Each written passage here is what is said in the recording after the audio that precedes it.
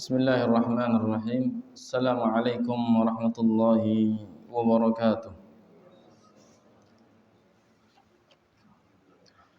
Innal hamdalillah nahmaduhu wa nasta'inuhu wa nastaghfiruh wa na'udzu billahi min shururi anfusina wa sayyiati a'malina. Man yahdihillahu fala mudilla lahu wa man yudlil fala hadiya lahu.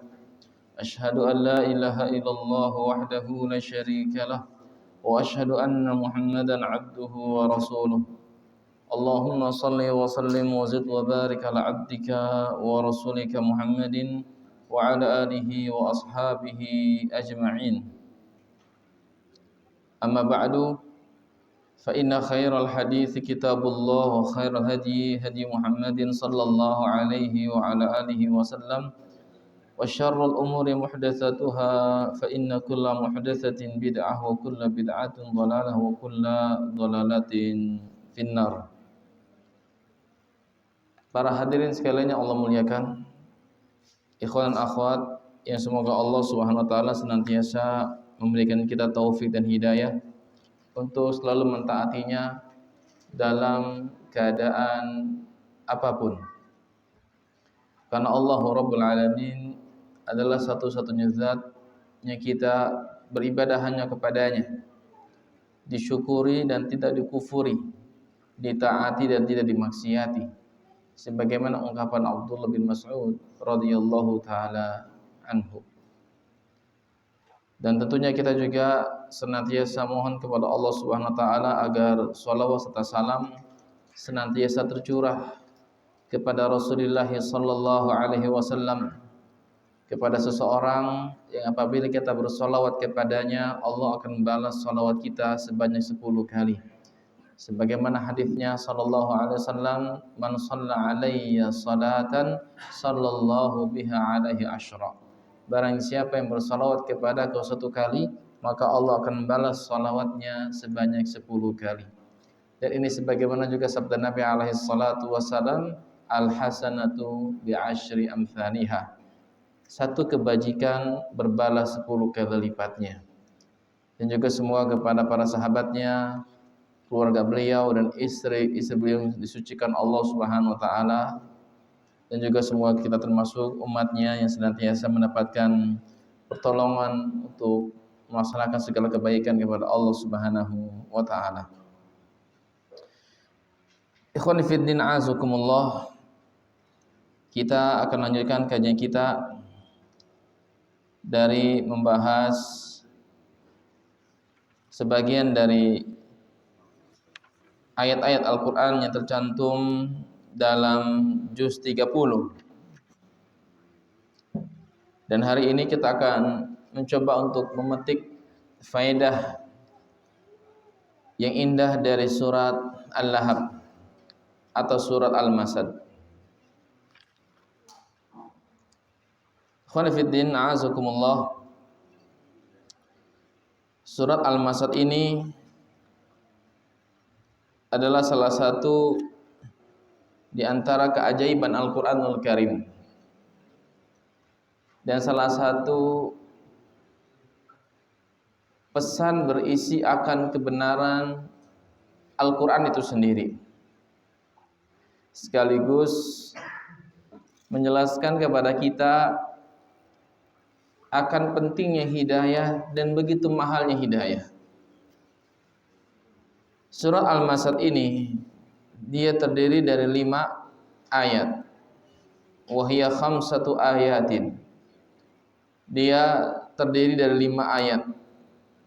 Dan sepakat para ulama bahwasanya surat Al-Lahab ini diturunkan di Mekah, bahkan di awal-awal dakwah Islam.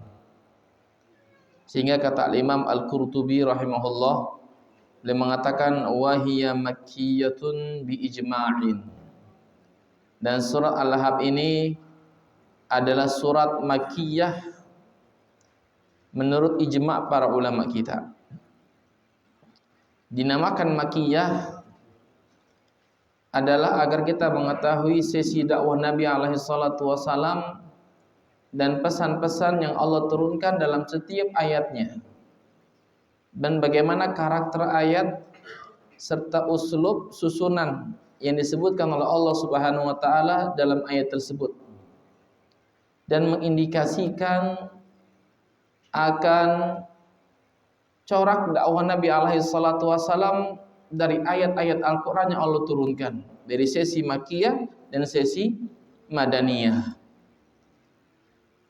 Oleh karena itu ayat-ayat yang berisi tentang penjelasan hakikat dakwah Nabi alaihi salatu wasallam dan penguatannya dari Allah Subhanahu wa taala itu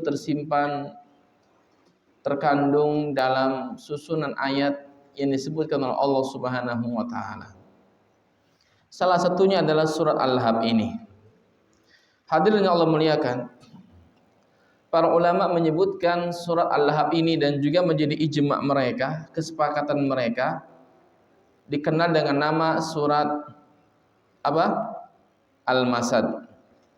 Ya, surat Al-Masad. Dan ini terambil dari ayat terakhir yang disebutkan oleh Allah Subhanahu wa taala. Fi jidha hablun min masadin. Di lehernya ada tali dari sabut yang ia pintal, yang ia ikat sendiri. Jadi nama lain dari surat Al-Lahab adalah surat Al-Masad. Al-Lahab sendiri Allah sebutkan sebagai bentuk tahqiq, penekanan dan penguatan akan dakwah Nabi SAW terhadap pamannya yang bernama Abu Lahab, yang nama sesungguhnya siapa? Abdul Uzza bin Abdul Muttalib. Dia adalah paman Nabi langsung. Bahkan dia adalah kakak dari Abu Talib, saudara kandung dari bapak Nabi alaihi salatu wasallam Abdullah. Kenapa Allah sebutkan Al-Lahab?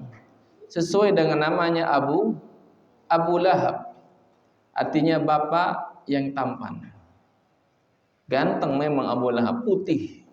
Dan istrinya Ummu Jamil. Ummu Jamil artinya ibu yang cantik. Dia adalah adik perempuan saudara seayah dari Abu Sufyan radhiyallahu anhu. Namanya Arwa bintu Harb, dari kalangan Bani Umayyah, adik seayah dari Abu Sufyan. Ummu Jamil, ibu yang cantik.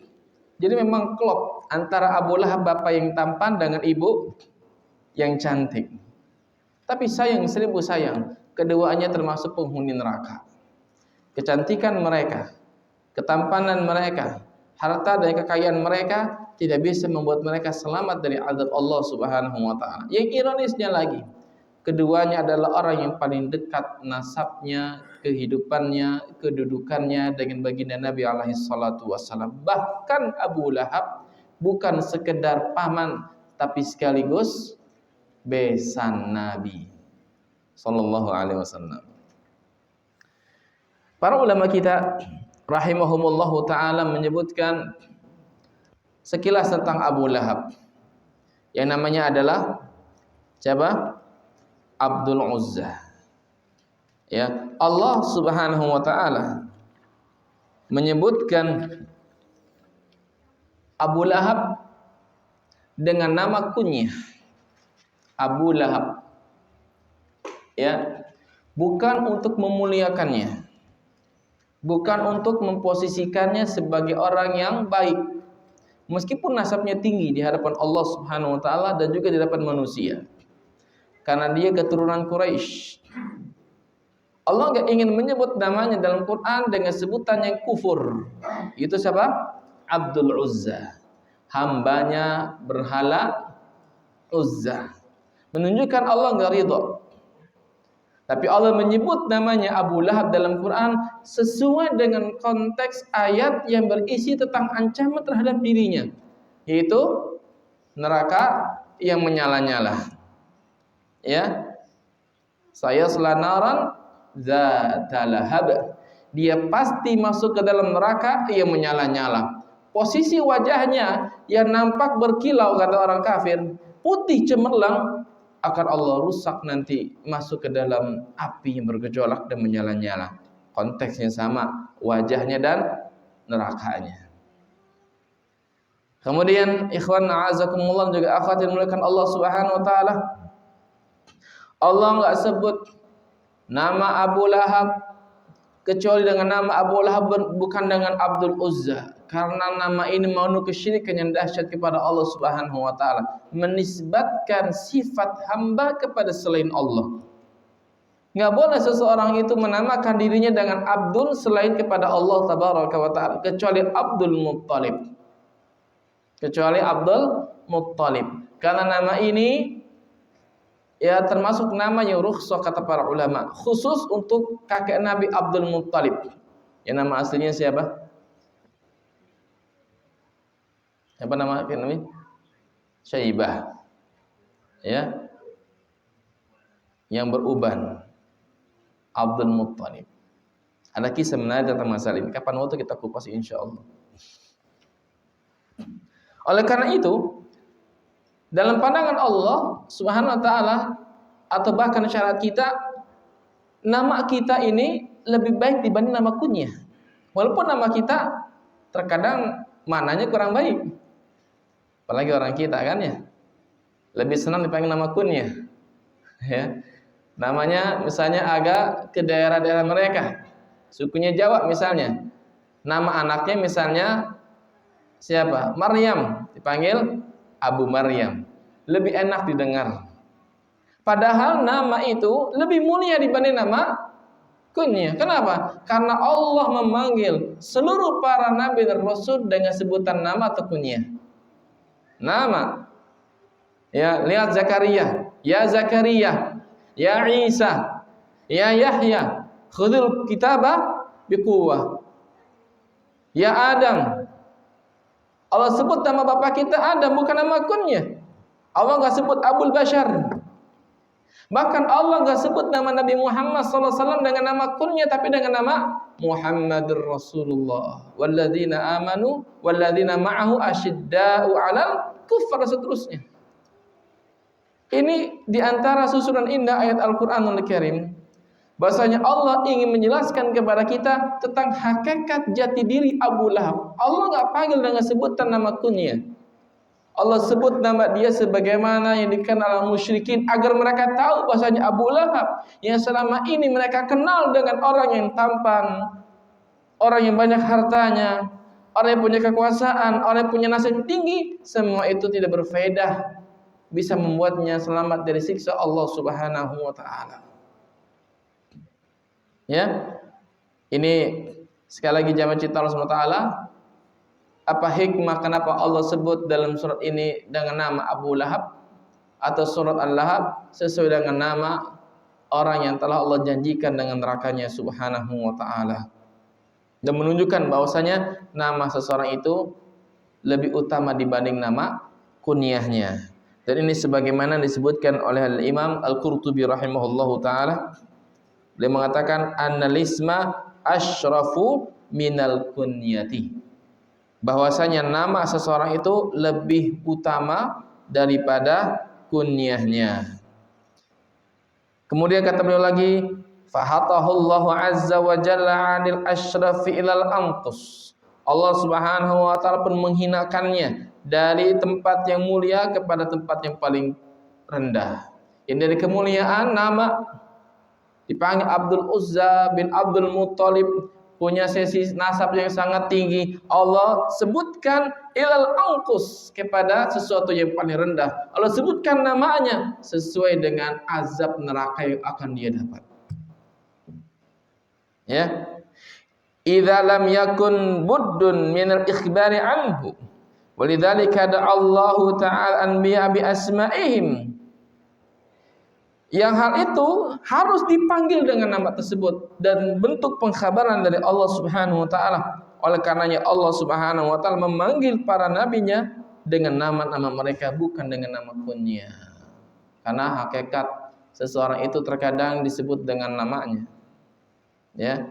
Sehingga berilah nama kepada anak keturunan kita dengan nama-nama yang baik. Karena nama itu terkandung sebagian doa dan harapan yang besar seorang ayah kepada anak-anak mereka. Bahkan rasa tafaul, sikap optimis kepada Allah kalau kita ngasih nama anak kita dengan sebutan yang terbaik.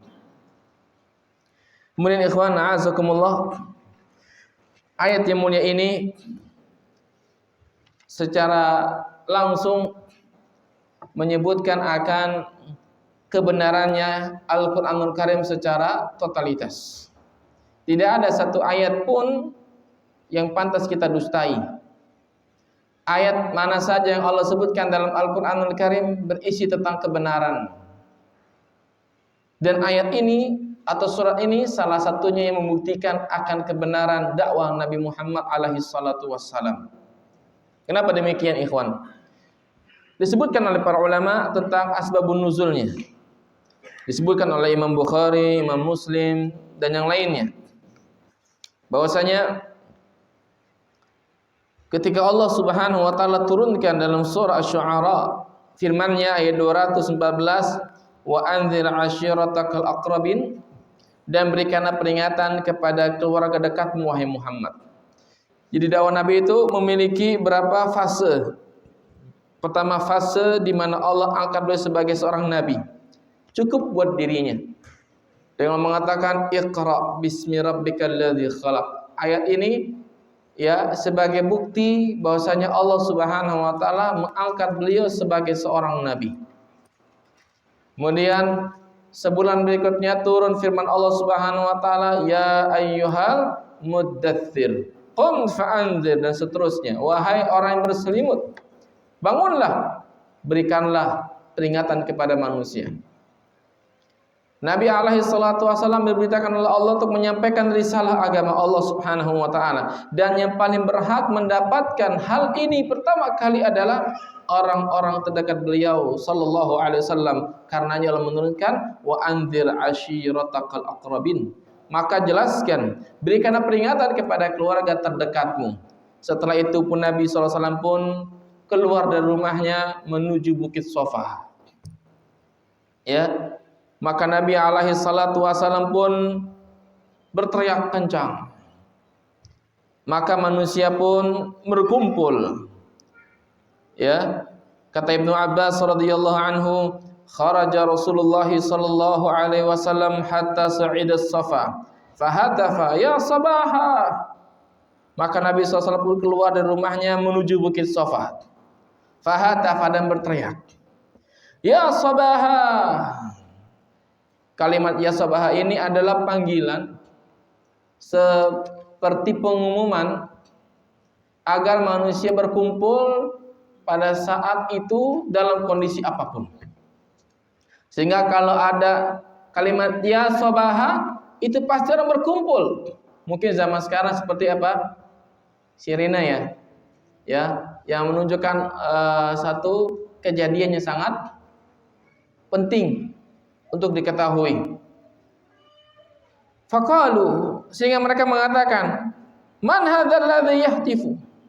Siapa yang berteriak kencang itu? Sampai disebutkan kata para ulama, sebagian orang musyrikin di antaranya Al-Walid bin Mughirah mengutus pembantunya, lihat siapa yang sedang berteriak di sana. Dia mengatakan Muhammad.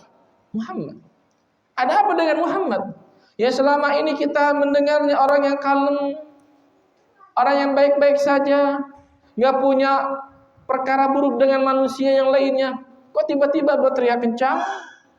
Naik ke Bukit Sofa mengatakan ya sabaha. Qala Muhammadun fajtama'u ilaihi. Maka mereka segera berkumpul di hadapan Rasulullah sallallahu alaihi wasallam. Faqala. Maka Nabi mengatakan alaihi salatu wasallam, ya bani fulan, ya bani fulan, ya bani fulan, ya bani Abd Manaf, ya bani Abd Manaf, ya bani Abdul Muttalib. Wahai bani fulan, wahai bani fulan, wahai bani fulan, wahai bani Abdul Manaf, wahai bani Abdul Muttalib. Mereka berkumpul semuanya. Ini siapa? Ini keluarga Nabi alaihi salatu wasallam. Bahkan Nabi pernah menyebut nama anaknya, ya Fatimah binta Muhammadin.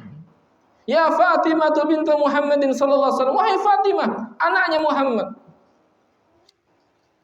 Ankiri nafsiki minan nar, selamatkan diri engkau dari siksa api neraka. Salini min mali, minta dari hartaku, apa yang kau mau? Nabi sebut nama anaknya. Satu saat Nabi pernah menyebut demikian, agar mereka semuanya melepaskan diri mereka dari siksa api Jahannam. Menunjukkan kala itu Nabi telah memiliki anak. Ya, di antaranya Fatimah yang paling kecil. Maka mereka semuanya berkumpul. Faqala, maka Nabi mengatakan sallallahu alaihi wasallam, ara'aitakum afwan, law akhbartukum anna khailan takhruju bisafhi hadzal jabal akuntum musaddiqiyah. Wahai orang-orang Quraisy, wahai keluarga, bagaimana pendapat kalian? Ini apa pandangan kalian kepada aku? Kabarkan tentang masalah yang akan aku kabarkan kepada kalian. Bagaimana sekiranya kalau saya mengkabarkan kepada kalian bahwasanya ada pasukan yang akan segera menyerang kalian dari bukit ini, dari belakang bukit ini? Akuntum musaddiqiyah. Apakah kalian akan percaya kepada aku? Lihat. Nabi alaihi salatu wasallam mengatakan demikian untuk menguatkan akan kejujuran beliau, karena beliau enggak pernah berdusta walau kana marrah, meskipun sedikit, walaupun sekali. Karena kalau orang tuh ngomongin suka dusta, ya, orang enggak akan percaya lagi terkadang. Tapi Nabi ini orang yang jujur, menguatkan sifat kejujurannya, mengatakan kalau saya mengkhabarkan ini dan itu, apakah kamu akan percaya dengan ucapanku? Qalu, mereka mengatakan, ma jarabna 'alaika kadhiba. Wahai Muhammad, kami enggak pernah melihat Anda berdusta walaupun sekali, dengan satu bentuk kedustaan. Artinya kami percaya karena engkau belum pernah berdusta. Kata Nabi sallallahu alaihi wasallam, qala fa inni nadhirun lakum baina yadayya 'adzabin syadid. Sungguh aku adalah seorang pemberi kabar peringatan kepada kalian tentang azab yang sangat dahsyat neraka. Dalam satu riwayat disebutkan oleh Nabi alaihi salatu wasallam, bagaimana pendapat kalian akan datangnya pasukan di pagi dan di sore hari menerjang kalian dengan kuda-kuda mereka yang begitu banyak? Apakah kalian akan percaya kepada saya? Kata mereka, kami percaya wahai Muhammad, karena kami belum pernah melihat engkau sekalipun berdusta. Maka Nabi katakan, aku kabarkan kepada kalian akan azab Allah yang sangat dahsyat. Hari kiamat, Nabi sebutkan perihal hari kiamat, dahsyatnya siksa dan sebagainya. Maka di situ ada Abu Lahab. Dia mengatakan, tabban laka. Celaka engkau ya Muhammad. Binasa kedua tanganmu. Artinya hancur segala usahamu. Alihada jama'tana. Cuma hanya karena ini engkau kumpulkan kami di sini. Hanya untuk mendengar ocehanmu yang bahwasanya engkau mengatakan akan datangnya azab Allah kepada kami. Cuma hanya ini. Tabban lak. Celaka dirimu. Binasa. Hancur segala usahamu. Maka Allah turunkan subhanahu wa ta'ala, tabbat yada abi lahabin, langsung Allah turunkan subhanahu wa ta'ala. Berapa hari kemudian sang istri Arwa Ummu Jamil mendatangi Abu Bakar As-Siddiq radhiyallahu ta'ala anhu. Ya, kata Ibnu Abbas dan disebutnya, sedangkan Nabi alaihi salatu wasallam sedang duduk di hadapan Ka'bah. Wa ma'ahu Abu Bakar radhiyallahu anhu wa fi yadiha fihr min hijaratin. Maka datang istrinya Abu Lahab kepada Nabi dan juga Abu Bakar, yang karena itu Nabi sedang duduk di hadapan Ka'bah. Maka dia sambil membawa satu kayu, ya, di tangannya. dan berhenti di hadapan Nabi sallallahu alaihi wasallam dan mengatakan, "Inna sahibaka qad balaghani annahu yahujunani." Abu Bakar, sesungguhnya sahabatmu ini telah sampai kepadaku berita tentangnya, mengancam kami dengan neraka. Mengancam kami dengan apa? Dengan neraka. Fa wallah law wajadtuhu ladarabtuhu bihadzal fihr fahu. Demi Allah, kalau saya ngelihat Muhammad, saya akan rusak mulutnya dengan kayu ini. Padahal Rasulullah dari mana? Depan Ka'bah, dan Allah tutupi beliau sehingga Ummu Jamil enggak ngelihat Nabi sallallahu alaihi wasallam. Ya. Kata Abu Bakar Siddiq, "Ya Rasulullah, amataraha ra'atka?" Apakah engkau enggak melihat dia sementara dia enggak melihat dirimu? "Ma ra'atni laqad akhadallahu basaraha anni." Dia enggak lihat saya. Allah telah palingkan penglihatannya dari penglihatanku. Lihat. Bagaimana ayat ini, ikhwan? Kata para ulama, di antaranya Ibnu Katsir, kemudian Al-Imam Al-Qurtubi, dan bahkan sebagian orientalis, ya, yang masuk Islam. Dia masuk Islam gara-gara surat ini. Mengutip ucapan sebagian ahli tafsir rahimahullah taala. Surat ini menjelaskan kepada kita akan benarnya Al-Qur'an, akan betulnya Nabi Muhammad sallallahu alaihi wasallam. Kalau Al-Qur'an itu dusta, sementara Abu Lahab masih punya sisa waktu 9 tahun ke depan, karena ayat ini turun di awal dakwah Nabi di tahun pertama kenabian dari Rasul beliau sallallahu alaihi wasallam. Sementara Nabi berdakwah selama 10 tahun di kota 13 tahun di mana? Di kota Mekah. Masih punya waktu 9 sampai 10 tahun ke depan. Bisa saja Abu Lahab pura-pura beriman untuk sekedar mendustakan ayat ini. Tapi dari awal ayat ini turun sampai Nabi SAW itu meninggalkan kota Mekah, sampai Nabi wafat SAW, tidak ada riwayat, tidak ada kabar Abu Lahab sejenak pun mengaku beriman kepada Allah dan Rasulnya. Kalau Quran itu memang tidak benar, tentu Abu Lahab pasti berpura-pura masuk Islam. Sehingga kata Hamzah bin Abdul Muttalib radhiyallahu taala anhu, adiknya si Abu Lahab ini, ketika dia melihat ya Abu Lahab membawa kotoran unta di depan rumah Nabi sallallahu alaihi wasallam, dan sebelumnya istrinya Abu Lahab Ummu Jamil membawakan kayu bakar di hadapan rumah Nabi sallallahu alaihi wasallam, maka datanglah Hamzah beserta Abbas dan juga Abu Thalib untuk menyenguk Rasulullah sallallahu alaihi wasallam yang sering disakiti oleh pamannya yang durhaka ini. Maka keduanya bertiga ketemu dengan Abu Lahab ini. Ya, maka diceritakan kepada Abu Thalib bahwasanya Quran telah melaknatnya. Quran telah turun kepada Rasulullah sallallahu alaihi wasallam menjelaskan perihal paman yang buruk ini. Maka Hamzah bertanya, "Surat apa itu? Coba bacakan kepada saya." Kata Abu Thalib membacakan surat Al-Lahab tersebut. Tabbat yada Abi Lahabin wa tab, ma aghna anhu, dan seterusnya. Ternyata bukan hanya Abu Lahab, tapi istrinya Ummu Jamil, adiknya dari Abu Sufyan. Apa kata Hamzah? Oh, wallahi, demi Allah, hal ini menunjukkan akan benarnya Quran itu dan keponakan kita si Muhammad sallallahu alaihi wasallam. Kalau Quran itu dusta dan keponakan kita dusta, bisa saja si Abu Lahab ini pura-pura mengaku beriman kepada Muhammad sallallahu alaihi wasallam. Faqudiyal amr, maka Allah putuskan dia termasuk penghuni neraka. Maka masuklah Abu Thalib, Hamzah beserta Abbas ke rumah Nabi alaihi salatu wassalam. Lihat. Jadi surat ini jamaah ingin menegaskan kepada kita akan benarnya Quran itu sendiri. Ya.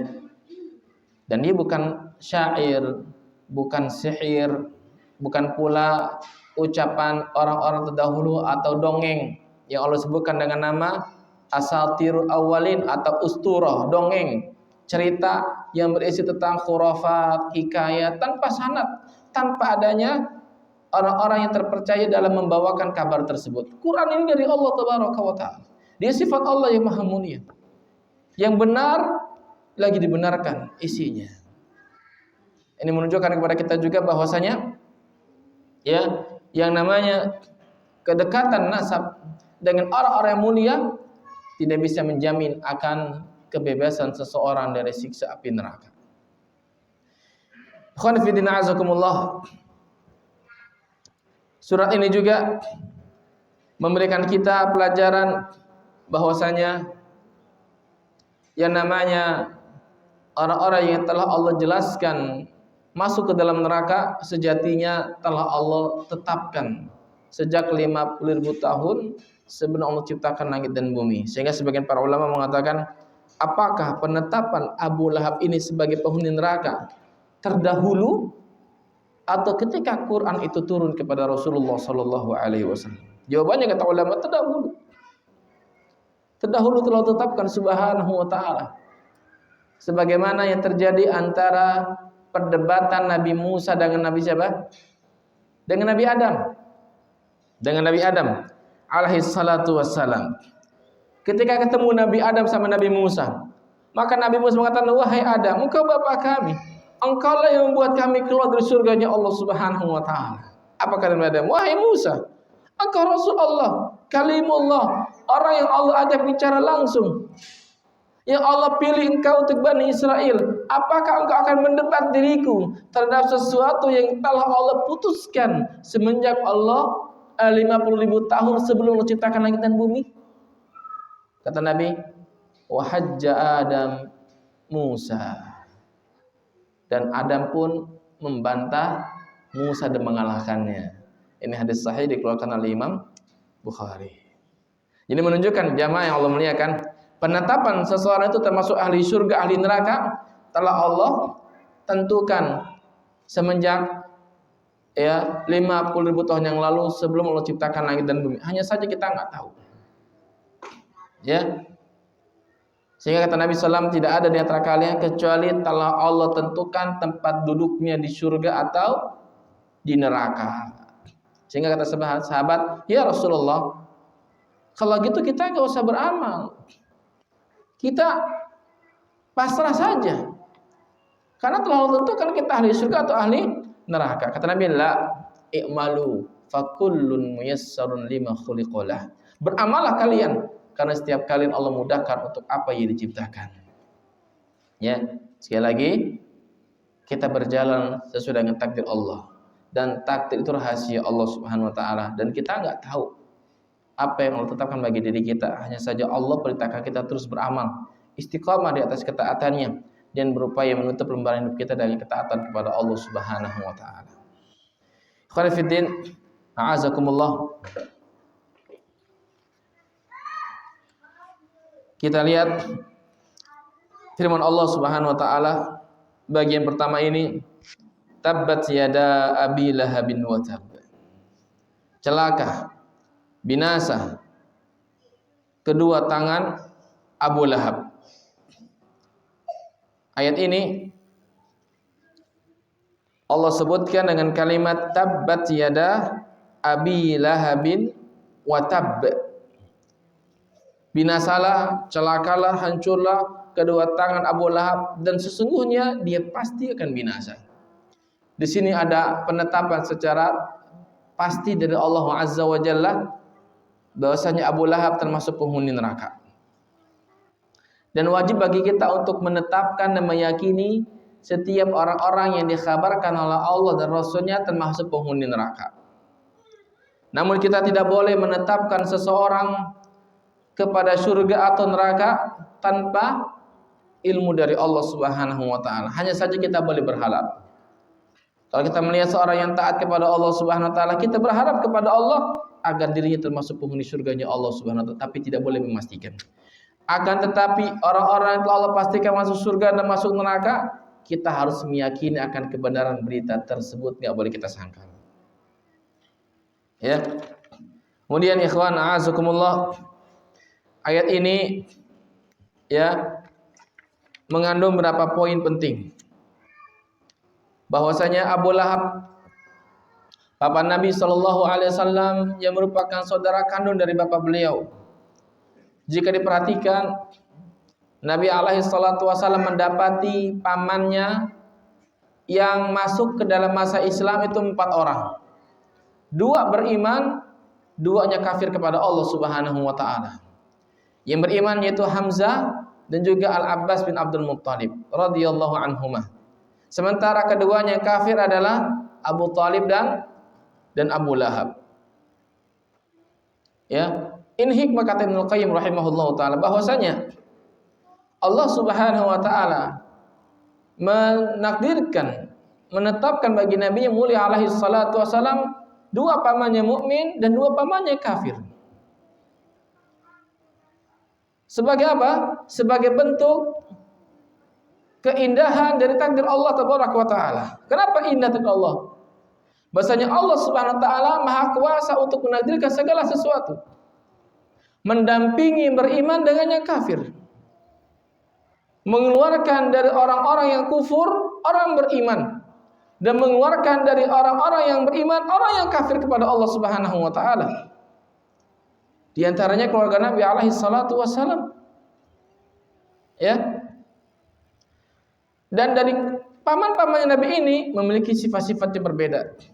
Ada yang keras, ada yang lembut, ada yang membangkang, ada pula yang beriman kepada Allah Subhanahu wa taala. Namun sayang, paman Nabi yang musyrik ini Abu Talib, meskipun dia berada pada garda terdepan dalam masa Islam, Allah takdirkan dirinya masuk ke dalam neraka jahanam. Dan dia menyangka dirinya adalah orang yang paling berat siksaannya, sementara dia orang yang paling ringan siksaannya dengan menggunakan selop atau sandal dari neraka, dan dijilat kakinya, kepalanya mendidih. Ya, dan dari semua paman Nabi Shallallahu Alaihi Wasallam yang memusuhi Nabi hanyalah Abu Lahab. Bahkan disebutkan, ya, Abu Lahab adalah orang-orang atau termasuk orang yang membuat orang-orang Mekah itu menjauhi Nabi Shallallahu Alaihi Wasallam. Disebutkan ketika Suhail bin Amr radhiyallahu anhu di kala itu masih musyrik ya. Suhail bin Amr, bapaknya Abdullah, bapaknya Abu Jandal, tahu ya? Abu Jandal yang datang pada sulh betang ini rantai begini, datang dari Mekah jalan ke Sulhul Hudaybiyah. Ketika melihat anaknya Abdullah masuk Islam, ya, dan juga anak perempuannya yang merupakan istri dari Abu Hudzafah, yang ngambil anak Salim maul Abu Hudzafah itu, ya, yang merupakan besannya Utbah bin Rabi'ah, bapaknya Hindun bintu Utbah, itu masuk Islam. Dia gimana geramnya? Maka dia berjalan di sekitar Mekah untuk memberikan ujangan kepada ahli Mekah agar tidak beriman kepada Nabi Muhammad sallallahu alaihi wasallam. Sampai Umar pernah itu merasa geram. Yang Umar dikatakan Nabi SAW, sabar Umar, nanti kau akan melihat bagaimana Suhail bin Amr berdiri di hadapan manusia untuk menegakkan agama Allah ketika fase banyak orang-orang yang murtad kepada kemusyrikan, kembali kepada kesyirikan. Maka ketika Suhail bin Amr menjelaskan demikian, maka di belakangnya ada Abu Lahab. Shadaqah hadzal rajul, orang ini benar. Wa ana ammuhu, saya ini pamannya Muhammad. Dan saya orang yang paling keras memusuhinya. Saya orang yang paling kafir kepadanya. Saksikanlah, saya orang yang paling kafir kepada Muhammad SAW. Artinya enggak beriman kepada Muhammad. Maka Abu Suhail mengatakan begini. Ternyata ada yang menguatkannya. Ya. Kemudian dalam sebuah riwayat juga disebutkan ketika Nabi alaihi salatu wasallam berjalan di sebuah pasar di Dzil Majas. Ini pasar tempat berkumpulnya orang musyrikin di masa itu. Ya, maka Nabi berdoa, ayuhan nas, qulu la ilaha illallah. Wahai manusia, ucapkan la ilaha illallah, tuflihu, kalian pasti akan beruntung. Maka di belakang Nabi SAW ada siapa? Ada Abu Lahab. Jangan percaya, ini penyihir, ini orang gila, ini dukun dan sebagainya. Ya, man hadzal ladzi yukadzibuh? Kata manusia, siapa yang mendustakan orang ini? Qalu ammuhu Abu Lahab, pamannya Abu Lahab. Ya, jadi Abu Lahab jamaah orang yang pertama kali menentang dakwah Nabi sallallahu alaihi wasallam. Sebelum musyrikin, Abu Lahab lah yang pertama kali menentang dakwah Nabi alaihi salatu wasallam. Harusnya seorang paman itu menguatkan keponakannya. Menguatkan apanya? Kedudukannya. Dan Abu Lahab itu awalnya orang yang paling dekat dengan Nabi sallallahu alaihi wasallam. Ya, dan dia ingin mempersunting anak Nabi sallallahu alaihi wasallam untuk dua anaknya Utbah dan Utaibah. Padahal Khadijah waktu itu enggak suka. Tapi liciknya Abu Lahab, dia bilang kepada Abu Talib. Abu Talib bilang ke Muhammad, biar hubungan saya sama dia semakin dekat, saya ingin menikahkan kedua anaknya dengan anak saya. Kenapa? Ya, karena Zainab, anak Nabi Muhammad itu dinikahkan kepada keponakannya Khadijah radhiyallahu anha. Saya ingin dekat dengan dia. Maka Abu Talib pun merayu Nabi Muhammad dan terjadilah pernikahan. Utbah menikahi Ruqayyah, Utaibah menikahi Ummu Kulthum. Berlalu berapa bulan kemudian Allah mengangkat Nabi Muhammad menjadi seorang rasul. Maka kata Abu Lahab, ya, yang dikala itu hubungannya sudah semakin merenggang, bilang kepada kedua anaknya, kepalaku haram untuk dirimu selama engkau menikahi dua anak Muhammad itu. Kau ceraikan dia, atau engkau tidak lagi akan menerima dari apa-apa dari diriku. Maka datanglah kedua orang ini kepada Nabi Muhammad SAW, ya, bersama bapaknya Abu Lahab, lalu meludahi Nabi Muhammad dengan mengatakan ucapan talak untuk dua putri Muhammad sallallahu alaihi wasallam. Maka Nabi bersedih sallallahu alaihi wasallam. Lihat. Ini menunjukkan betapa besarnya permusuhan Abu Lahab kepada Nabi Muhammad sallallahu alaihi wasallam. Sampai pada akhirnya dia memproklamasikan dirinya akan kekufurannya, penentangannya kepada Nabi Muhammad SAW sampai turun surat Tabbat yada Abi Lahabin wa tab. Ya. Kemudian jamaah cinta Allah SWT, kenapa Allah katakan tabat yada? Tangan. Karena tangan ini adalah alat yang pada umumnya kita gunakan untuk melakukan satu perkara. Ya, tangan kita ini adalah alat di mana kita melakukan sesuatu yang besar atau yang kecil sekalipun. Ya, sehingga Allah mengatakan Subhanahu wa taala, "Zaharal fasadu fil barri wal bahr bima kasabat aydin nas." Telah nampak kerusakan di bumi dan juga di lautan oleh sebab usaha tangan manusia. Dan juga Nabi SAW menyebutkan ketika Nabi perintahkan kita untuk menikahi wanita yang soleha, wanita yang baik-baik, dengan memilih agamanya bukan karena kecantikannya saja, bukan karena nasabnya, bukan karena hartanya. Nabi bikin apa? Fadfar bidzatid din taribat yadak. Pilih agamanya, kalau tidak tanganmu berdebu. Artinya apa? Sia-sia usahamu. Ini menunjukkan bahwasanya usaha Abu Lahab untuk menentang Islam, untuk memandulkan Islam, untuk mencegah Islam begitu hebat, begitu maksimal sehingga mengatakan tabbat yada Abi Lahabin wa tab. Sungguh binasa kedua tangannya Abu Lahab. Ya. Disebutkan dengan tangan karena tangan adalah alat yang digunakan untuk melakukan suatu tindakan baik keburukan atau kebaikan. Ya. Kemudian ikhwan azakumullah, kalimat watab sendiri. Ya, kalimat watab artinya kata para ulama adalah doa. Ya, doa. Dan harapannya besar agar hancur dan binasanya Abu Lahab. Ya, sehingga kata para ulama, ahlakahullah wa qad halak. Semoga Allah membinasakannya dan dia pasti binasa. Ya. Dan ini kalau kita lihat kenapa Abu Lahab kok enggak diazab oleh Allah? Gitu. Enggak langsung dimatiin gitu misalnya ya. Enggak langsung ditenggelamkan ke dalam bumi. Allah berikan tenggang waktu. Allah ulur segala nikmat, segala kedudukan, dan Abu Lahab ini orang yang rakus kekuasaan. Sehingga dia iri kepada Abu Thalib. Orang-orang tuh mentaatinya, kok sama saya nggak taat gitu. Itu. Dan Allah ingin menjelaskan kepada manusia kala itu akan busuknya hati Abu Lahab kepada Islam. Bahkan dia orang yang paling hasad kepada Abu Thalib. Kenapa orang mentaati Abu Thalib sementara orang nggak taat kepada dirinya? Padahal sama-sama pamannya Muhammad sallallahu alaihi wasallam. Dan Allah ingin perlihatkan kepada kita lagi kebinasaan bagi Abu Lahab bukan diazab secara fisiknya, tapi Allah azab secara batinnya. Ya, kedekatannya dengan kekafiran, kedekatannya dengan kekufuran itu benar-benar nampak pada saat di tahun ke-5 kenabian atau ke-6 kenabian, dikala Nabi Muhammad SAW diboikot. Ya, ada yang namanya boikot.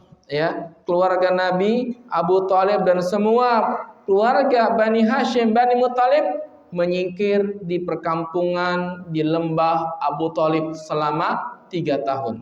Diboikot. Semua orang musyrikin setuju. Dikala itu Abu Jahal sebagai pemimpinnya untuk menandatangani boikot yang busuk tersebut, kata para ulama. Tapi Abu Lahab tak ikut bersama Nabi dan keluarganya. Padahal keluarga Nabi yang masih kufur sekalipun ikut membantu Nabi SAW. Kenapa? Karena hamiyah, karena kekeluargaan. Orang-orang yang muslim kepada Nabi ikut.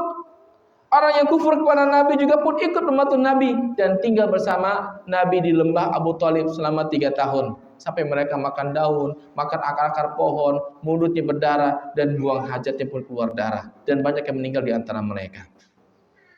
Niat. Abu Lahab tidak ikut. Ini Allah yang melihatkan betapa rusaknya hati Abu Lahab. Dan Allah mengazab dengan kekufurannya. Sehingga kata ulama, ahlakahullah wa qad halak. Allah binasakan dan ini pasti binasa. Ya. Kemudian jamaah cinta Allah Subhanahu wa taala. Kalimat watab juga mengandung kebinasaan bagi Abu Lahab dari segi kekeluargaannya. Ya, dari segi kekeluargaannya, dari segi rumah tangganya. Ternyata kebinasaan itu ada pada saudaranya Abu Lahab dari segi kehidupan. Kekasihnya, maksud saya, itu siapa? Istrinya, Ummu Jamil. Ummu Jamil termasuk orang juga memprovokasi. Ini memang dua sejoli, ini luar biasa. Sebenarnya Abu Lahab itu sudah mengendur. Perlahan-lahan dia ingin menyetop. Kenapa? Karena orang nggak ingin dia itu melakukan demikian. Tapi Ummu Jamil ini, Ummu Jamil, engkau ini pamannya, ya. Semua orang mentaati Abu Thalib, kok kamu nggak ditaati? Maka menaik lagi Abu Lahab kemarahannya. Maka demi Allah, kata Ummu Jamil, saya akan mengganggu Muhammad dan katakan kepada manusia namanya bukan Muhammad tapi Mudzammam. Apa Mudzammam? Orang yang dicela, bukan Muhammad orang yang dipuji. Maka Abu Lahab pun keluar. Ini kebinasaan kedua. Ya, kebinasaan kedua bagi Abu Lahab, bahwasanya istrinya yang harusnya menasehatinya, ya, menyetopnya dari perbuatannya kejadian buruk terhadap keponakannya, ini malah membakar-bakar semangatnya, ngompor-ngomporin. Maka sampai keluar dari mulutnya, anta mudzammam, engkau orang yang terkutuk dan tercela. Sehingga kalimat ini pula digunakan oleh Abu Jahal untuk mencela Muhammad sallallahu alaihi wasallam. Padahal kata Nabi alaihi wasallam, an-nisa'u syaqaiqur rijal. Para wanita itu adalah saudara dekatnya kaum laki-laki. Harusnya apa? Saling bantu. Ternyata bentuk kebinasaan Abu Lahab adalah lahir dari istrinya. Dan sebagai balasannya, istrinya nanti datang pada hari kiamat, fi jidha hablum mim masad. Dia mengalungkan dalam lehernya itu kayu bakar yang dipinta sendiri untuk apa? Kata sebagian ulama, untuk mengazab suaminya di neraka. Jadi Ummu Jamil datang dari Abu Lahab pada hari kiamat di neraka untuk membantu malaikat mengazab suaminya sendiri, dan dia juga diazab oleh Allah Subhanahu wa taala.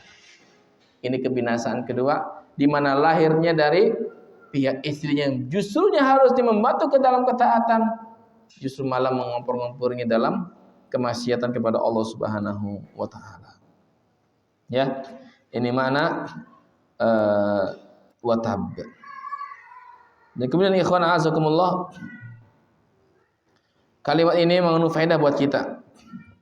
Ya, bahwasanya terkadang Allah Subhanahu wa taala menisbatkan kecelakaan, keburukan itu dari hasil usaha kita. Dan hasil usaha kita itu memberikan efek bagi kehidupan kita. Ya, karena itu hendaklah kita berhati-hati dalam melakukan sesuatu sehingga kebinasaan, keburukan, kejelekan tidak menimpa diri kita dari hasil usaha kita. Yang pada hakikatnya itu adalah sumber kebinasaan sendiri buat kita. Kemudian ikhwan, na'azakumullah, dari ayat ini ada faedah lagi buat kita semua, bahwasanya seburuk-buruk kebinasaan adalah ketika kita menyimpan dari keimanan. Itu sebesar-besar kebinasaan. Ya. Sehingga Allah sebutkan bagaimana para sahabatnya Nabi Musa, ketika mereka menyimpan dari kebenaran, Allah simpangkan hati mereka. Allah sebutkan subhanahu wa ta'ala, falamma zaghu azaghallahu qulubahum. Ketika hati mereka menyimpang, maka Allah simpangkan hati-hati mereka. Kemudian ikhwan azakumullah, ayat kedua dari surat ini, ma'aghna anhu maluhu wa ma kasab. Tidak berfaedah kepadanya harta bendanya dan apa yang dia usahakan. Yang dimaksud dengan apa yang diusahakan adalah anak-anaknya. Anak-anaknya enggak berfaedah buat dia. Ya. Karena anak-anak kita jamaah itu termasuk hasil usaha kita. Nabi mengatakan sallallahu alaihi wasallam, inna auladakum min kasbikum. Sesungguhnya anak-anak antum, kata Nabi, adalah anak-anak kalian hasil usaha kalian. Ya, terkadang anak itu memberikan manfaat kepada kita, terkadang tidak. Namun anak-anaknya Abu Lahab sama sekali tidak bisa memberikan manfaat kepada dirinya, meskipun sebagian anak-anaknya ada yang masuk Islam. Di antaranya siapa? Utaibah. Karena Utbah mati. Utbah selesai menceraikan Ruqayyah, lalu sambil ngeludahi Nabi SAW sebagaimana bapaknya, dia keluar. Kata Nabi, ya Allah, jangan kau biarkan dia, kecuali dia mati diterkam oleh binatang buas. Maka dia keluar, dia pergi safar, berjualan, berdagang. Di tengah jalan, di bebatuan, Allah hadirkan singa atau macan, lalu menerkamnya. Sebelum dia mati, dia mengatakan, sudah saya katakan Muhammad itu betul ucapannya. Dia sebenarnya enggak ingin mengatakan, kenapa? Karena tekanan dari bapaknya yang kafir. Maka dia makan diterkam hewan buas. Namun adiknya masuk Islam nanti di penghujung Fathu Mekah tahun ke-8 Hijriah. Dan dia menjadi orang yang baik, ikut dalam penyerbuan perang Hunain atau perang Taif di masa Nabi alaihi salatu wassalam. Ya. Jadi ikhwan azakumullah, tidaklah berfaedah kepadanya ma'aghna anhu maluhu wa ma kasab. Tidak berfaedah kepada untuknya harta bendanya dan apa yang dia usahakan. Di antara yang diusahakan adalah anak. Ya. Dan juga ketika disebutkan tentang Abu Lahab termasuk penghuni neraka, maka dia pernah mengatakan, ya, dalam sebuah ucapannya dicatat oleh Imam Qurtubi, in kana ma yaqulu ibnu akhi haqqan fa inni afdi nafsi bimali wa waladi. Seandainya yang dikatakan oleh anak saudaraku itu betul, keponakanku maksudnya betul, bahwa saya pasti masuk neraka, maka saya akan tebus diri saya ini dengan harta dan anak-anakku semuanya. Jadi orang kafir nanti ikhwan, dan ini angan-angannya Abu Lahab cuman gak kesampaian, dan dia mengatakan demikian bukan untuk berharap, tapi untuk mendustakan Muhammad. Kalau benar tuh Muhammad bilang saya ini termasuk penghuni neraka, kalau benar, ya saya akan tebus dia tuh dengan harta dan anak-anakku semuanya. Ya, anak orang kafir mereka akan berkhianat nanti pada hari kiamat kepada anak mereka dan istri-istri mereka.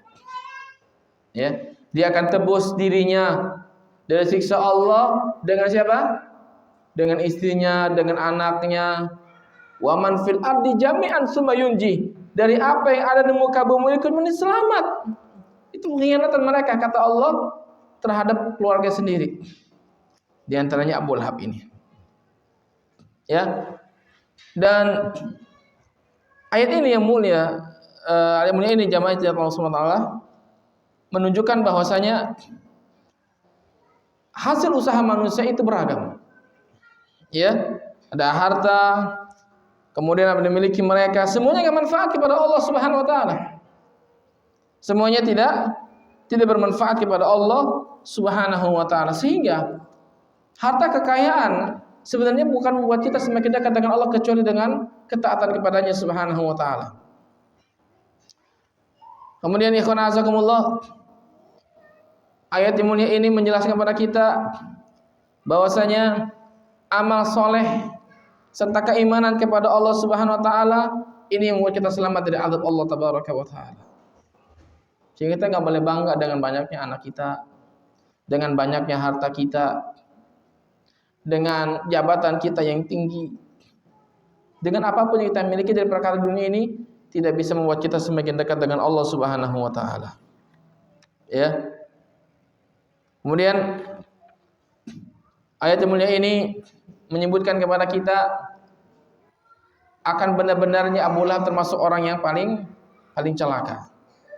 Ya. Sehingga anak-anaknya sekali lagi tidak bisa memberikan manfaat kepada Abu Lahab itu sendiri. Kemudian yang ketiga, ikhwan azakumullah, saya selanaran dzata lahab. Dia akan masuk ke dalam api neraka yang bergejolak. Kalimat al-lahab kata para ulama artinya api yang menyala-nyala. Dan salah satu nama jahanam adalah apinya api al-lahab. Ya, api al-lahab artinya api yang bergejolak. Dan ini juga kata para ulama salah satu di antara kemujizat surah Al-Lahab. Allah mengkhabarkan bahwasanya dia pasti masuk neraka jahanam. Ini pasti sebagaimana yang saya uraikan di awal.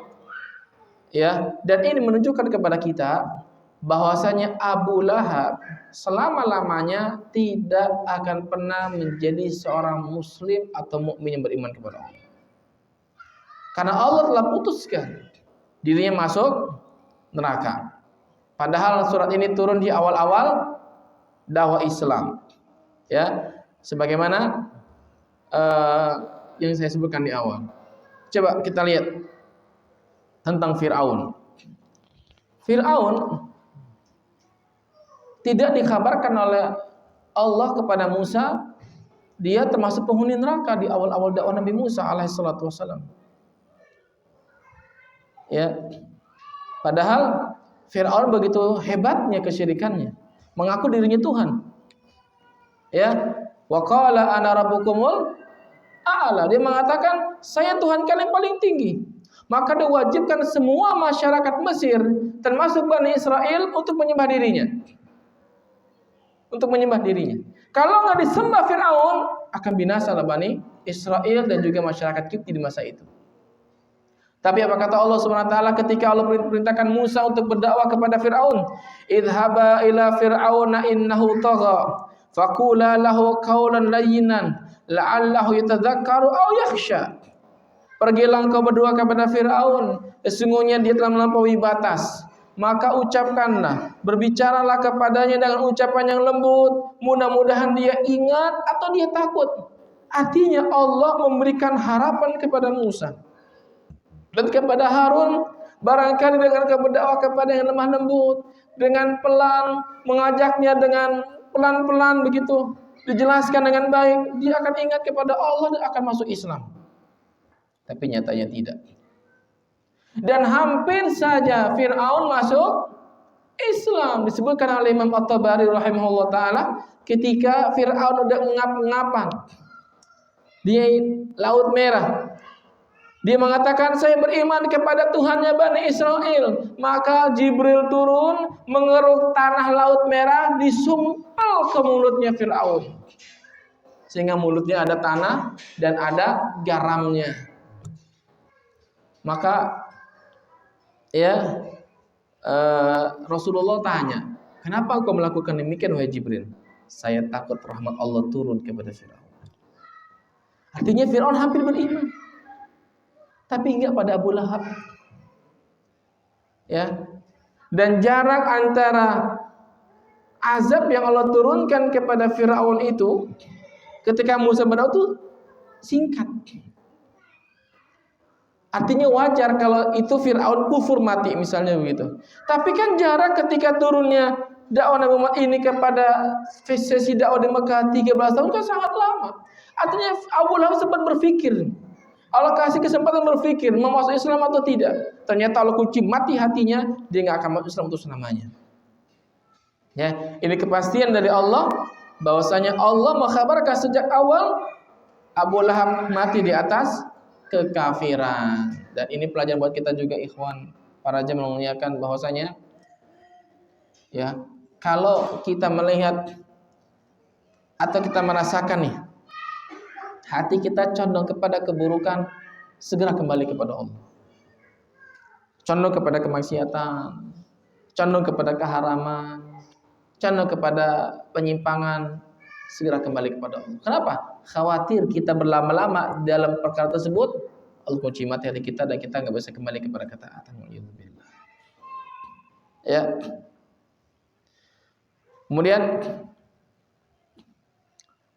kalau kita bandingkan juga dengan Abu Jahal, ya ketika Allah sebutkan saya selana dzata lahab, dia akan masuk neraka yang apinya bergejolak-jolak. Allah nggak sebutkan siksaan Abu Jahal itu secara spesifik seperti siksaan yang Allah berikan kepada siapa? Abu Lahab. Padahal Abu Jahal kata Nabi Fir'aunnya umat ini. Abu Jahal Fir'aunnya umat ini. Ketika dia ditebas kakinya oleh salah satu di antara anaknya Afra, ya Mu'ad atau siapa lagi? Saya lupa. Dibilang kepada Abdurrahman bin Auf, paman mana Abu Jahal? Engkau siapa? Saya dua anaknya Afra. Saya dengar dia sering mencaci maki Nabi SAW. No, Abu Jahal yang pakai baju ini di tengah-tengah kaumnya. Syukron paman, terima kasih. Menerjang, ya, ditebas kakinya Abu Jahal, dia pun tersungkur jatuh. Anaknya Ikrimah melihat ingin menolong bapaknya tapi nggak bisa karena Abu Jahal telah dikelilingi musuh dan dibunuh. Tapi masih sekarat. Kata Nabi, siapa yang ingin bawa kepalanya Firaun umat ini? Maka datanglah Ibnu Mas'ud. Ibnu Mas'ud didudukin, diinjak dadanya, kepalanya dijenggut, jenggotnya ditarik, dipenggal. Dibawa kepalanya Rasulullah, ini kepalanya Firaun umat ini. Allahu Akbar, Nabi langsung bertakbir, maka dilemparkan masuk ke dalam sumur qalib, sumur yang bau. Di situ jenazah orang kafir dimasukkan sampai hari ini. Maka Nabi SAW pun melempar kepalanya mengatakan, ya Abu Jahal, apakah engkau mendapati apa yang dijanjikan Allah kepada dirimu? Kata Umar, ya Rasulullah, apakah mereka mendengar? Kata Rasulullah, mereka tidak lebih mendengar dari diri kalian wahai Umar, tapi mereka nggak bisa menjawab. Ya, di hari itulah Allah Subhanahu wa taala mengkhabarkan akan siksaan yang berat bagi Abu Jahal, tapi tidak bagi Abu Lahab. Abu Lahab sejak awal Allah jelaskan akan siksa yang akan didapat nanti di akhirat beserta istrinya. Ya, ini pelajaran buat kita lagi ya bahwasanya jauhnya seseorang dari cahaya hidayah itu membuat mereka semakin dekat dengan siksa jahanam. Ya, maka kita mohon kepada Allah keteguhan hati dan berlindung kepada Allah dari apa?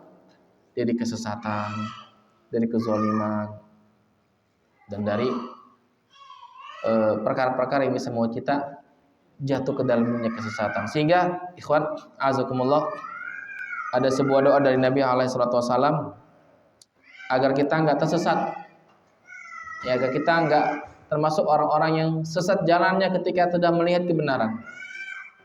Ibnu Abbas membawakan sebuah riwayat dari Nabi SAW yang dikeluarkan oleh Muslim dan tercantum dalam kitab Riyadhus Shalihin di nomor 75 ya, di mana Ibnu Abbas mengatakan Nabi pernah berdoa, anna Rasulullah sallallahu alaihi wasallam kana yaqul, bahwasanya Nabi SAW itu sering berdoa, ya, sering berdoa. Lihat ya kalimatnya kana yaqulu. Kata ahli hadis ketika menjelaskan hadis ini, kata para ulama, ini menunjukkan doa ini Nabi baca rutin atau sering Nabi baca. Karena kalimatnya kana yaqulu, menggunakan fi'il mudhari. Menunjukkan Nabi itu rutin menggunakannya, membacanya. Apa doanya? Allahumma laka aslamtu wa bika amantu wa 'alaika tawakkaltu wa ilaika anabtu wa bika khasamtu.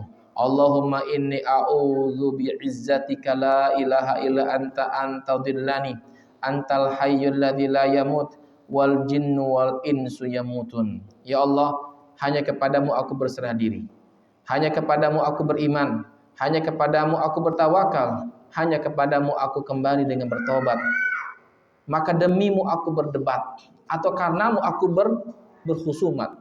Ini punya permasalahan sama orang karena Allah, artinya ingin mendapatkan hak karena Allah Subhanahu wa taala. Ya Allah, aku berlindung kepadamu, aku berlindung dengan kemuliaanmu dari engkau sesatkan aku. Ya, Nabi katakan antadillani. Nabi katakan, aku berlindung dengan keagunganmu, dengan keperkasaanmu yang tidak ada ilah yang berhak disembah kecuali engkau, dari engkau sesatkan aku. Menunjukkan bahasanya yang bisa menyesatkan dan memberikan hidayah siapa? Allah Subhanahu wa ta'ala. Karena Nabi nggak mungkin tersesat dengan dirinya sendiri. Nah, Nabi maksum. Tapi Allah yang memegang hati Nabi SAW. Bisa saja Allah sesatkan kemana saja orang itu mau. Ya, engkaulah zat yang maha hidup, tidak pernah mati. Jin dan manusia semuanya pasti mati.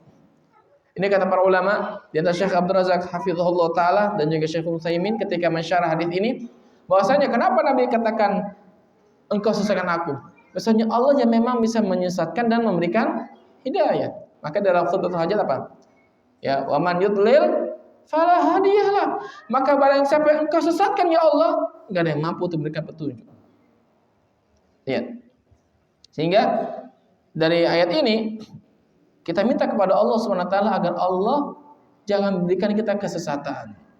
Ya, karena orang kalau sudah sesat terus dia akan akrab dengan kesesatan dan akhirnya masuk ke dalam nerakanya Allah wal iyadzubillah. Nasallallahu wasallama wal afiyah.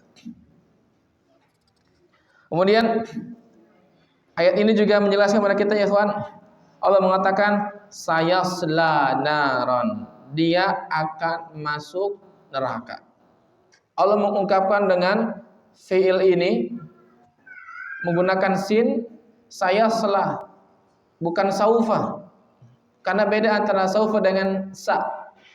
Kalau saufa dalam waktu yang agak lama, kalau sa waktu yang dekat. Padahal dia masih hidup di dunia, menunjukkan antara dunia sama akhirat sebentar, nggak lama. Dan hidupnya Abu Lahab di dunia ini hanya sesaat.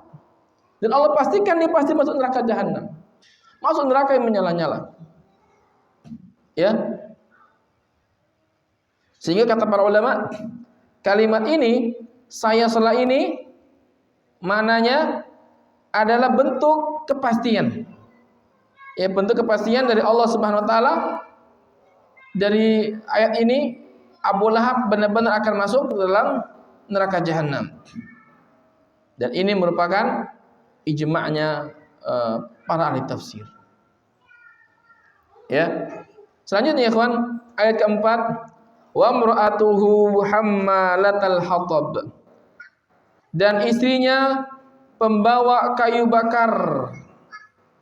Artinya kalimat wa di sini Ummu Jamil ini artinya dan istrinya, Allah tidak ingin sebut nama istrinya. Allah malu menyebut nama wanita dalam Quran. Allah hanya sebut nama wanita di Quran, yaitu Maryam. Maryam. Sekaligus untuk membersihkan nama Allah sendiri yang dituduh oleh manusia. Allah punya istri, Allah punya anak. Dan Allah sebutkan nama Maryam sekaligus untuk mensucikan Maryam dan membersihkan anak Isa, anaknya Isa dari cemoohan, dari tuduhan yang buruk bahwasanya Maryam berzina dan Isa adalah anak zina dalam pandangan orang musyrikin di kala itu. Ya. Sehingga kalimat Allah menyebutkan Maryam dalam Quran untuk mentauhidkan dirinya, untuk mensucikan dirinya dan juga untuk membersihkan nama Maryam serta Isa. Adapun Allah sebut nama istrinya Abu Lahab dengan nama wamro'atuhu, dan perempuannya, wanitanya, karena umumnya wanita atau istri itu ngikut suami. Dan istrinya ini mengikuti gerak langkah suaminya, bahkan lebih dahsyat lagi mengompor-ngompori suaminya. Dan Allah nggak reda dengan menyebut namanya. Allah sebut wamro'atuhu. Ya, dengan sebutan demikian agar orang tahu bahasanya terkadang wanita itu atau umum wanita itu memang mengekor kepada suaminya, apakah ke jalur ketaatan atau jalur kemaksiatan. Makanya kita harus benar-benar membimbing para istri kita di rumah agar dia senantiasa bersama kita di atas ketaatan kepada Allah Subhanahu wa taala. Karena terkadang ikhwan, seorang suami itu bisa menyimpang dari jalur ketaatan gara-gara siapa? Istrinya. Ini kan Abu Lahab sudah agak down, sudah agak tenang, istrinya ngompor-ngomporin. Akhirnya Abu Lahab semakin garang dengan Muhammad sallallahu alaihi wasallam. Ya. Kemudian ayat ini Allah sebutkan kalimat hammalatal hatab dengan wazan fa'al, artinya berlebihan, sighah mubalaghah. Artinya istrinya Abu Lahab ini orang yang senantiasa bawa kayu bakar, pada orang kaya loh. Kan dia bisa nyuruh pembantunya, nyuruh budaknya, tapi dia bawa kayu bakar sendiri, dia cari sendiri, dan dia gunakan sendiri. Kenapa? Kata para ulama, karena saking bakhilnya, pelitnya wanita ini. Ini mana secara zahir. Dia pelit banget, bakhilnya itu gak ketulungan. Mana kedua kata para ulama, bahwasanya kalimat hammalah al-hatab ini dia adalah kata kiasan bagi orang-orang yang suka melakukan namimah. Karena orang melakukan namimah, adu domba ini seperti kayu bakar yang ngompor-ngompornya panas-panas untuk terjadi permusuhan. Dan di antara akhlaknya Ummu Jamil, istrinya Abu Lahab, adalah wanita ini suka mengadu domba, suka membicarakan keburukan orang. Karena satu sisi namimah dengan ghibah itu sama. Ya. Orang itu namimah biasanya ghibah dulu. Hati-hati. Namimah ini penyakit lisan. Kata Ibnul Qayyim, penyakit lisan itu lebih dari 100 diantaranya namimah. Dan Nabi SAW memutuskan dalam sabdanya, la yadkhulul jannatan namam, tidak masuk surga orang yang suka mengadu domba. Ini Ummu Jamil ini orang yang suka mengadu domba. Sehingga Khadijah bintu Khuwailid itu sebenarnya enggak ingin. Ada rasa khawatir ketika menikahkan putrinya kepada dua anaknya Abu Lahab. Takut dua putri ini terpengaruh dengan perangai buruknya istrinya Abu Lahab ini. Ya. Nah ini ikhwan, jamaah cinta Allah Subhanahu wa taala, bahwasanya wanita ini pembawa kayu bakar, maknanya dua ya. Memang benar bawa kayu bakar yang nantinya dia bakar sendiri suami di neraka, atau dia bawa kayu bakar dia taruh di depan rumahnya Nabi Muhammad sallallahu alaihi wasallam. Yang kedua maknanya sebagai kiasan bahwasanya dirinya banyak menebar fitnah, membuat keonaran tengah masyarakat, mengompor-ngompori suaminya, karena dia orang yang suka mengadu domba di tengah-tengah masyarakatnya, sehingga dia terkenal dengan sifat itu. Dia terkenal dengan sifat suka mengadu domba dan sebagainya di tengah-tengah masyarakat. Kemudian makna ketiga kata sebagian ulama, di antaranya kata Sa'id bin Jubair, makna hammalatal hatab artinya hammalatal khotoya wa dzunub. Dia akan menggotong atau meminggul dosa-dosanya nanti pada hari kiamat. Ya, karena dosa kita nanti di hari kiamat kita pinggul, Pak. Kita panggul. Ya, ada orang yang korupsi, dia akan bawa harta korupsinya di atas pundaknya.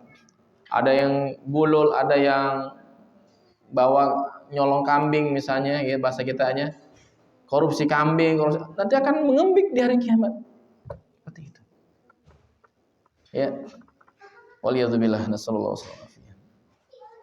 Kemudian ayat terakhirnya, fi jidiha hablum mim masad. Ya. Di lehernya terdapat apa? Tali dari sabut yang dia ikat untuk menggeret kayu bakarnya itu. Ya. Nah, sebagian ahli tafsir menyebutkan kalimat masad adalah sabut atau semacam tumbuhan yang berbentuk kalung ya. Dari pohon itu dikalungkan di sini. Ada yang mengatakan besi. Ya. Allah Subhanahu wa taala nanti pada hari kiamat akan mengkalungkan dengan kalung yang terbuat dari api jahanam. Apakah itu bentuknya kayu bakar atau besi yang dibakar oleh Allah Subhanahu wa taala? Karena dia suka bawa kayu bakar. Ya. Oleh karena itu Allah Subhanahu wa taala akan mengazab seseorang berdasarkan amalnya. Ya, sehingga dalam sebuah hadis disebutkan kalau ada orang mati minum khamr, minum racun, maka akan diazab neraka dengan racunnya, dengan minum racun terus. Ya. Al jaza min jinsil amal, balasan sesuai dengan jenis amal. Jadi kalau ada orang mati bunuh diri, dia akan diazab oleh Allah dengan sifat bunuh dirinya. Ya, kalau ada orang menzolimi orang lain, lalu orang itu bisa sampai mati, Allah akan azab dengan cara di mana dia menzolimi orang lain. Sampai kata Nabi SAW, ada seorang wanita, seorang ibu, ketika punya anak tidak mau menyusui anaknya. Maka salah satu azab yang nanti Allah berikan kepada mereka adalah Allah hadirkan nanti di neraka itu kukunya panjang terbuat dari tembaga yang akan mencakar-cakar buah dadanya. Al-jaza min jinsil amal. Ya. Dan ayat ini memberikan kita pemahaman bahwasanya orang itu akan diazab sesuai dengan jenis perbuatannya. Ya. Faedah yang bisa kita ambil dari surat ini ikhwan, a'azakumullah. Yang pertama, kepastian Abu Lahab masuk ke dalam neraka. Ya, kepastian Abu Lahab masuk ke dalam nerakanya Allah Subhanahu wa taala. Yang kedua, kebenaran isi Al-Qur'anul Karim tentang berita-berita yang gaib. Kebenaran isi Al-Qur'anul Karim tentang berita-berita yang gaib.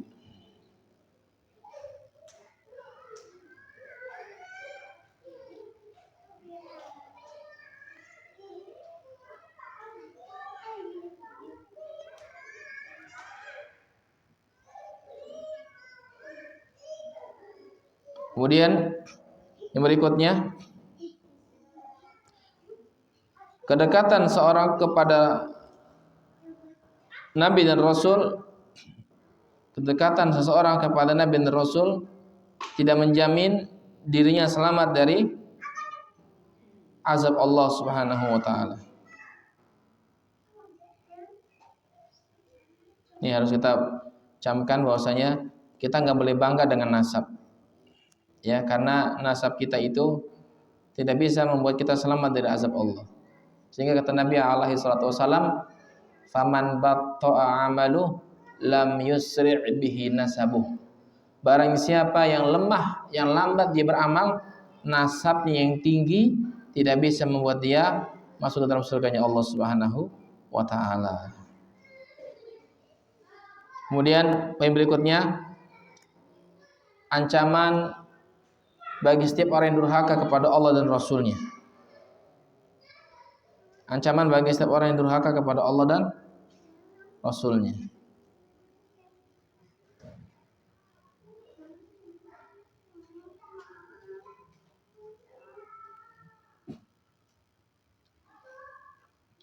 Kemudian poin berikutnya adalah berhati-hati dari perangai buruk seorang istri. Berhati-hati dari perangai buruknya seorang istri. Ini pelajaran bagi para istri, ya, agar mereka bertakwa kepada Allah Subhanahu wa taala.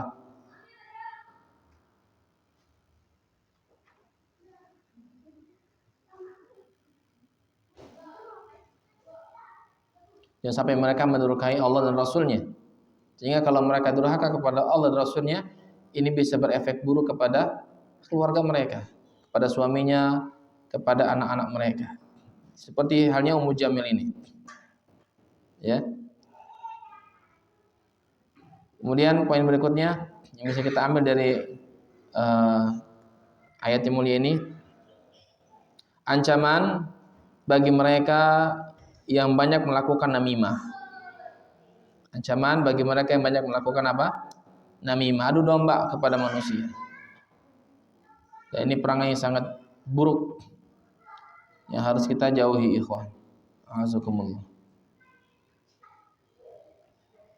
Ya, masih banyak lagi, ikhwan, di antara faedah ayatnya. Tapi itu yang bisa saya sampaikan dari penjelasan para ulama kita rahimahumullahu taala. Semoga ada faedahnya. Nanti bisa baca lagi nanti tafsirnya dari Ibnu Katsir dan tafsir Syekh Ibnu Utsaimin juga ada, dan tafsir Juz Amma dan tafsir para ulama yang lainnya. Alhamdulillahirabbil alamin. Ada yang mau tanya, silakan.